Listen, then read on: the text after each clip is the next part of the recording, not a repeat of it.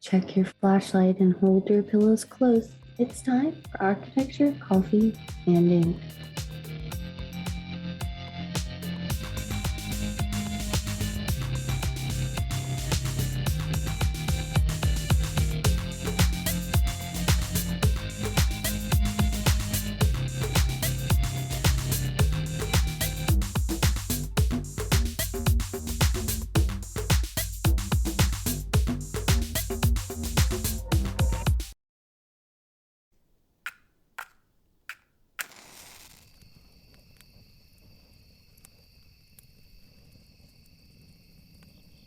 Hello, this is Hollywood C, and you're listening to Architecture, Coffee, and Ink, a podcast dedicated to introducing concepts, detailing out designs, and tackling the architecture you might not realize the meaning behind.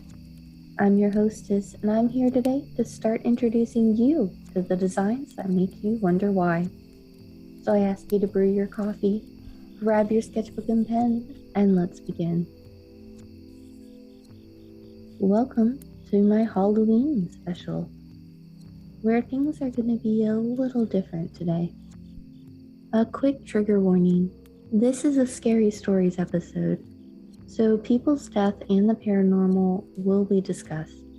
If this bothers you or triggers you in any way, please see my normal episodes where it's just architecture.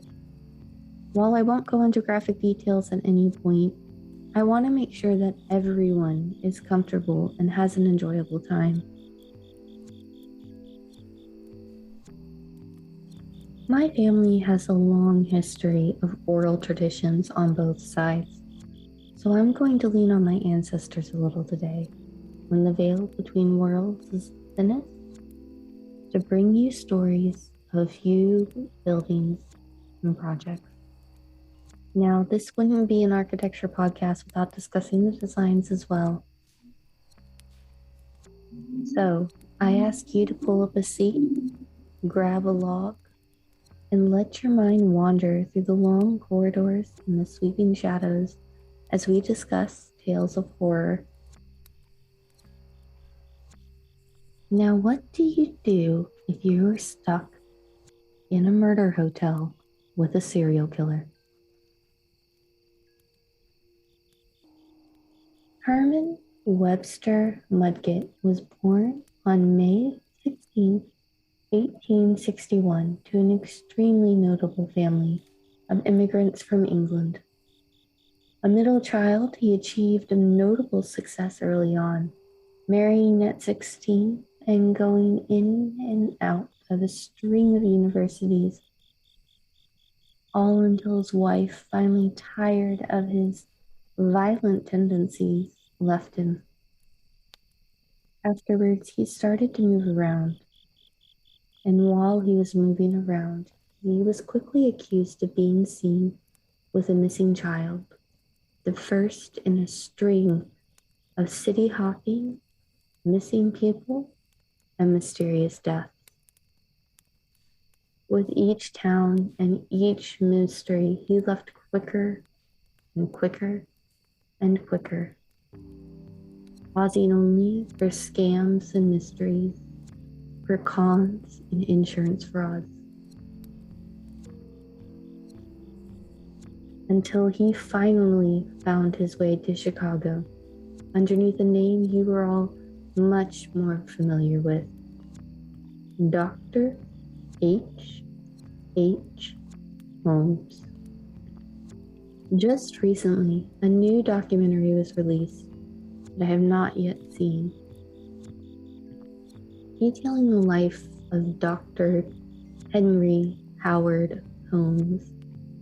But for us, our story begins in August 1886, when Holmes reaches Chicago, Illinois, and purchases a cold, empty lot and begins to construct his castle.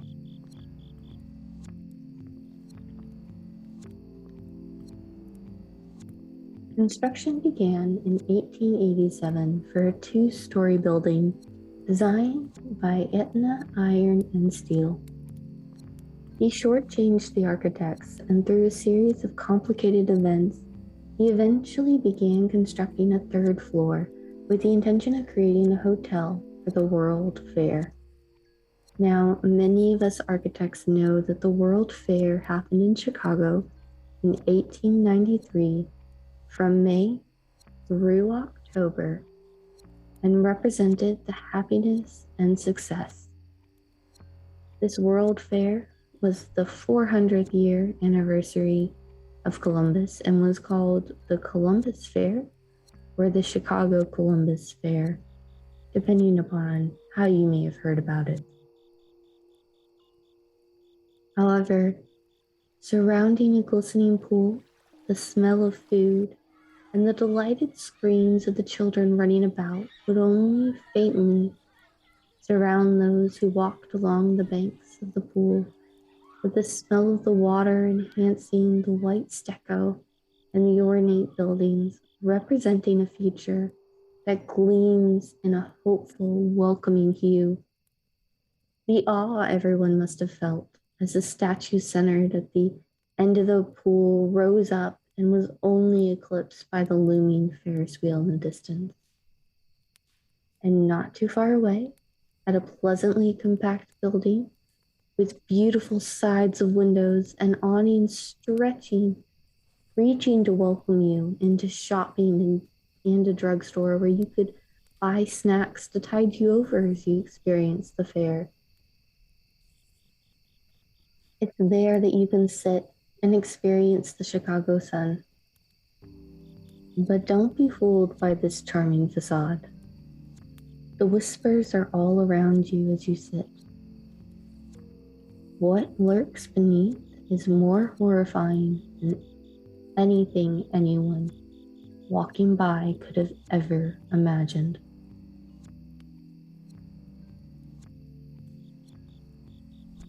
Filled with 100 rooms, you could travel the expense of the building.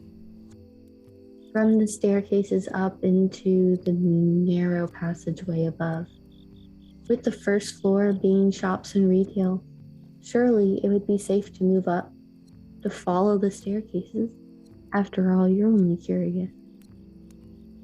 But when you reach the end, often there is nothing. Perhaps just an empty room, which would puzzle you. Wasn't there supposed to be a window? What happened to the bays? Now, nothing more than walls surround you right now. But hey, that's fine. You're not too far away from everybody. You'll just turn around, right? But it takes you a moment, disoriented as you are, and you waited too long, and the floor would slide out beneath you. And oftentimes, the last thing you would see would be that expanse of walls just going on and on and on.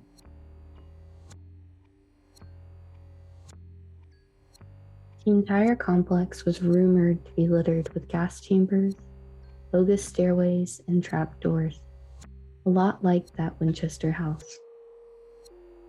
Looking at a few plans of the building, it is labeled with things like waiting rooms and rooms that often only have one entrance. False walls and odd shapes would have confused anyone who entered, and the narrow hallways would have allowed Holmes complete control. Places were marked for acid, and most chilling for me was that one of those waiting rooms and receptions would have windows to the outside. How many people walked along, unknowing of those banging on the glass above? Altogether, it is unknown how many people lost their lives to Holmes. Before his execution, he often claimed walking victims, people he said he killed but were still roaming the earth. So an exact number of deaths is unknown. However, altogether, the estimate is anywhere from 9 to 200 plus people. The truth is, he was also a scammer and a con artist and a fraud, often faking deaths and making false claims. and talking his victims into it.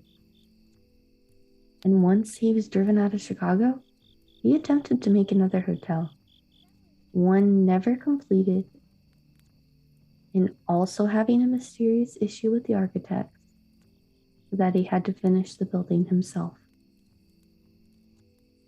However, supposedly this building never saw any victims.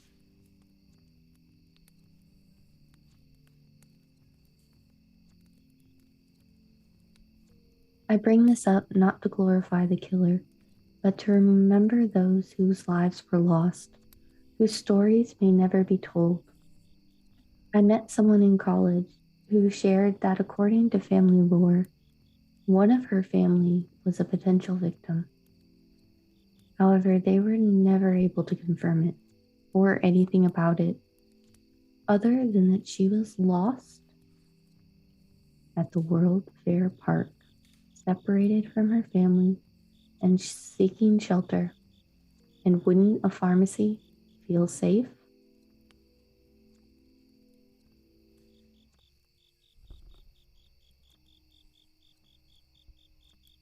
So I offer this word of warning. Don't be too dazzled by the lights and the awe, because dark always follows closely behind where the light cannot reach.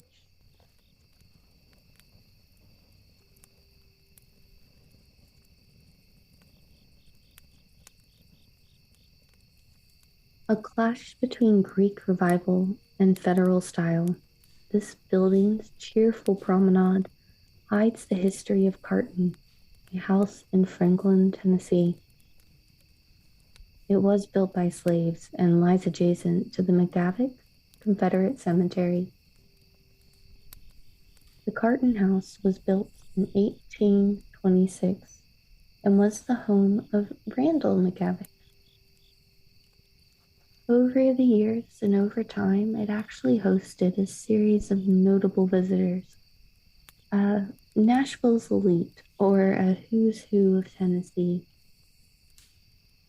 The original building itself was crafted in the Federal style, with the Greek Revival porch a later addition.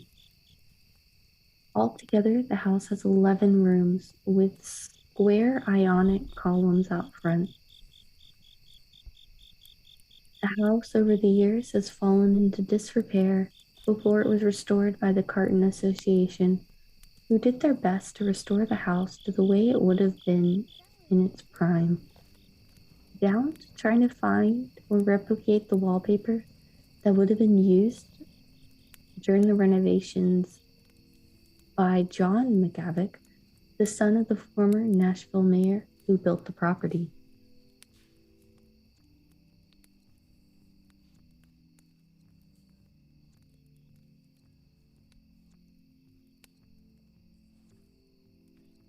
Nowadays, you can walk up, take your dog for a little ride through Franklin, Tennessee, and walk the property grounds. The house itself is beautifully backset on a lawn with a white fence in front, and the columns of the house peeking out with the chimneys jutting out on each side. Looking at the Ionic columns in the back, you can see where they've renoed the pathway with the white siding and the green shutters peeking on the porch. You can also see the beautiful windows, 4 on each side of the door, with the door lining perfectly up with that center walkway. And through these large windows, you can catch just glimpses of the interiors. All in all, in a very scenic and iconic look. Along the side, you can capture images of the brick and the red, that very different from that white backside. But the beauty of the brick cannot be understated, and you can see the age and the history of the building through those bricks. The combination of the porch and the brick is actually a really nice set of lines. And if you look on the blog, I'll have a couple photos of them. Additionally, you can see this beautiful walkway with trellis where in the summertime, the flowers and the plants will bloom and cascade over, creating a beautiful walkway for you to walk through.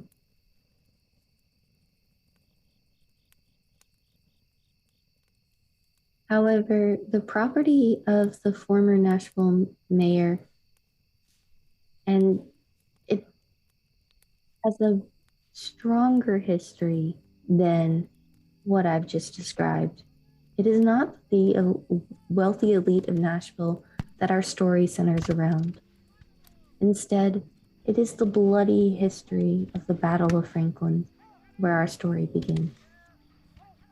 Considered to be one of the worst battles of the Civil War, purely because of the amount of people killed per hour. It is an extremely short time, the entire battle lasting roughly or barely 5 hours. Altogether, of the 63,000 troops, there were roughly 8,578 casualties, though the Carton website lists almost an extra 1,000 deaths. Wikipedia and a few other sources dispute this number further, stating some lower, some higher, depending upon whether they're considering the deaths immediately or up to a certain point. However, it's the Cartons' history with this battle that is the center of our story. The Carton became a makeshift hospital, with bodies running over and spilling into the yard as the house itself failed to contain all those who needed help. A quote directly from the Carton website. Run by the Battle of Franklin Trust is taken from one of the staff and says the wounded in hundreds were brought to the house during the battle and all the night after. And when the noble old house could hold no more, the yard was appropriated until the wounded and dead filled that.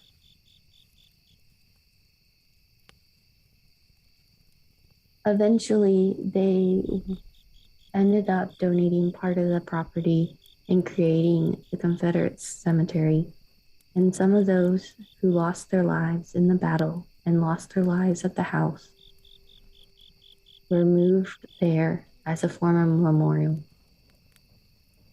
However, the part that I remember the most from being in the house was the feeling of the unease, not on the property itself, but when you reach a room and the discolored floor finally comes into focus and it hits you all at once.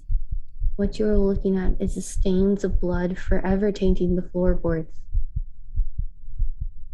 Then rushing, you step outside to the porch and it offers no relief as that feeling crawls after you, the swimming walls pressing in, crying with its loss. You can feel the walls crawling and the feeling of something reaching into the soles of your feet and trying to claw its way up. I am not alone in this. A family friend also came to the property and talked about how when they were on a tour of the property, they decided to speak to the guide just a moment after the tour was continuing and everybody else had left. And an orb floated across the room, visible to their naked eye.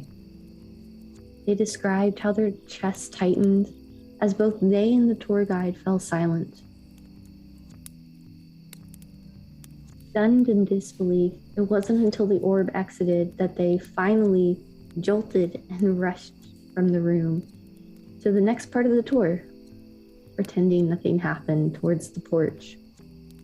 When they saw a man standing next to a woman seated on the porch, they were confused. They thought they were the last people in the house, and they turned to the guide to ask if any recreations were taking place.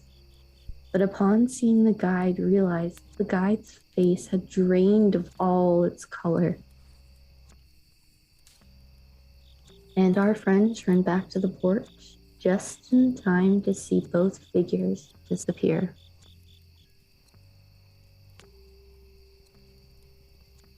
I guess the tour was so good, you could just die to be on it.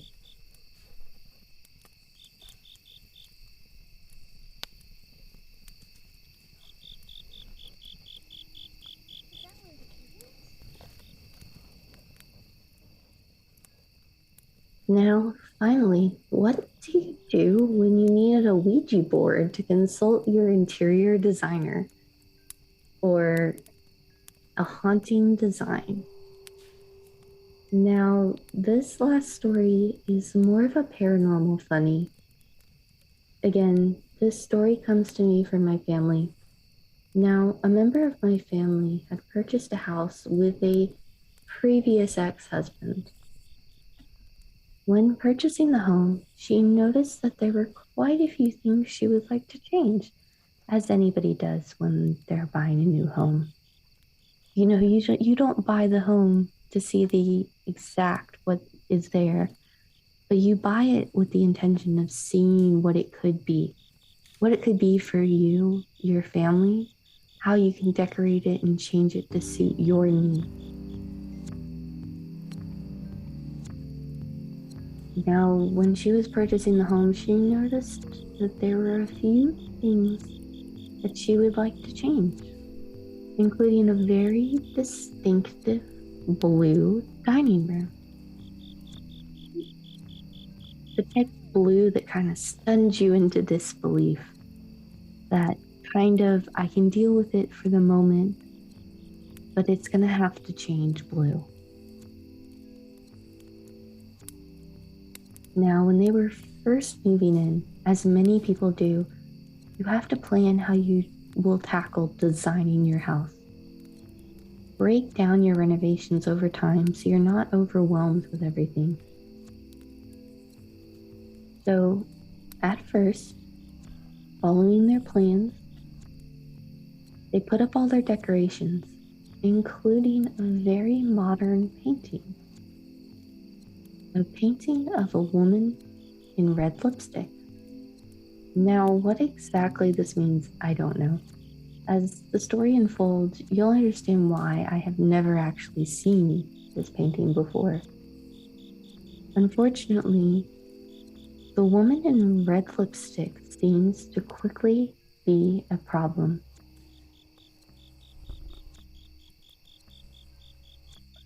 So when my family member first noticed something was wrong, was because she heard footsteps down the hall when she was home alone. Next, you would hear the ring of an unplugged rotary phone, to the point where the phone eventually had to be thrown into a closet to at least dull the ringing. And then the painting. That red lipstick woman painting. It started off small, she said, just slowly being found face down. Not damaged at first, just laid down perfectly, nicely, with the face down. Then it escalated.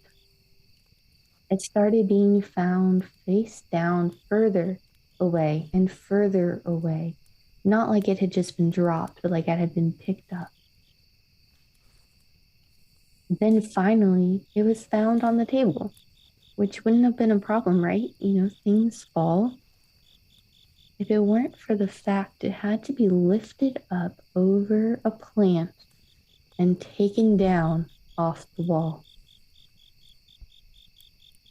But all that was fine. She could handle a little bit of bumps and bruises, and hey, maybe her husband's forgetful.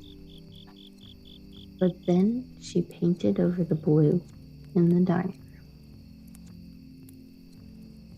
Picture this layout for just a moment, where a living room is adjacent to the dining room, and a hallway and guest room remain off to the side, and above you stretches the expanse of the bedrooms. But center of all of this is that blue dining room.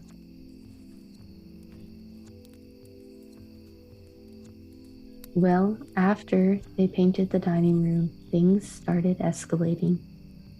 She started to notice more footsteps, more slamming doors when she was alone, and worst of all, large items near her and her alone started to shake and rattle.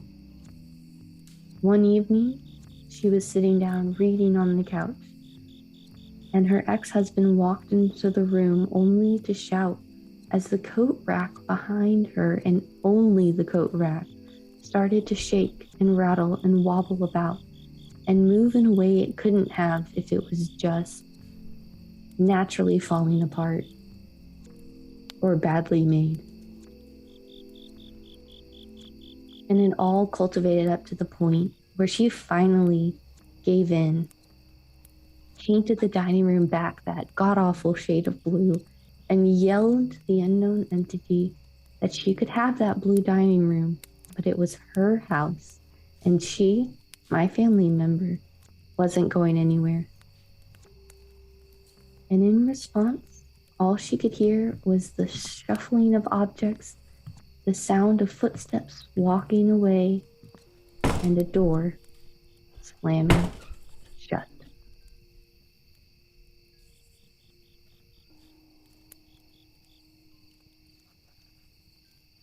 After that, the home went quiet, as long as she didn't try to move any furniture or redecorate beyond what it was at the time of the argument.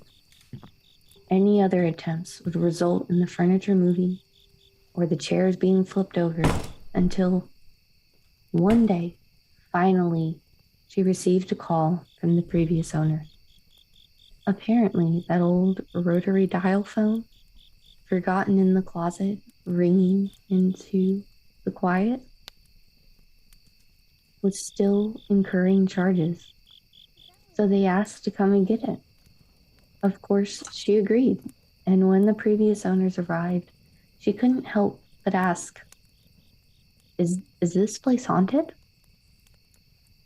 At which time the old owner confirmed that yes, it was, and it was his mother, and immediately asked her, "You didn't paint the dining room, did you?" Apparently, it was his mother's self-claimed design enthusiast favorite room in the house, and that she had to approve all changes that happened on the property.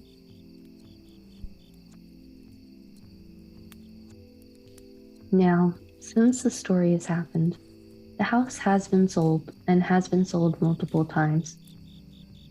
Each time, they've been required disclaimer that the house is haunted, and they have to include the clause that the blue dining room has to remain behind. You can change anything else in that house, but don't change the color of the walls. Of course, after hearing this story, my only question is, how does a rotary dial phone unplugged from the wall still make enough calls to get a bill?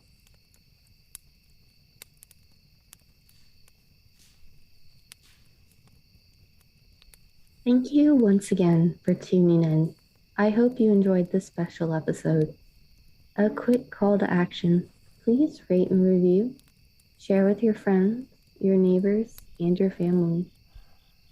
Or your professor, whoever you think needs some architecture in their life.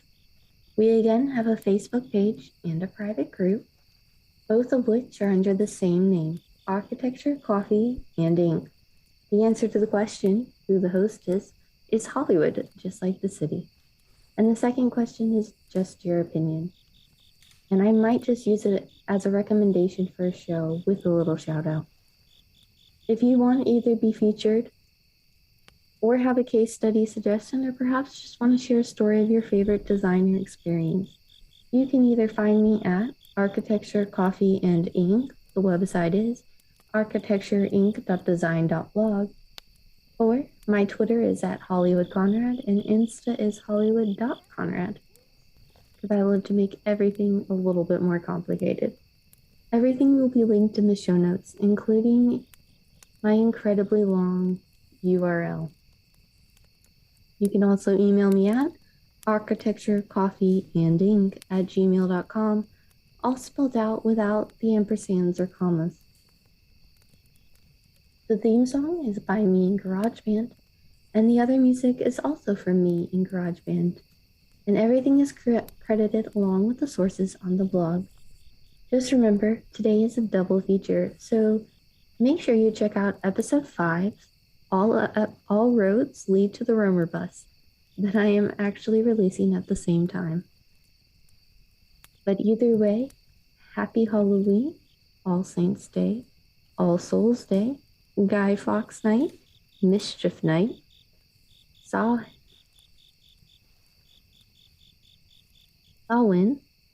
El Dia de los Muertos, or whichever holiday you celebrate. And as always, may your coffee mugs be full and your ink wells never run dry. Grab your candy corn and your candy apples. Happy Halloween, everyone.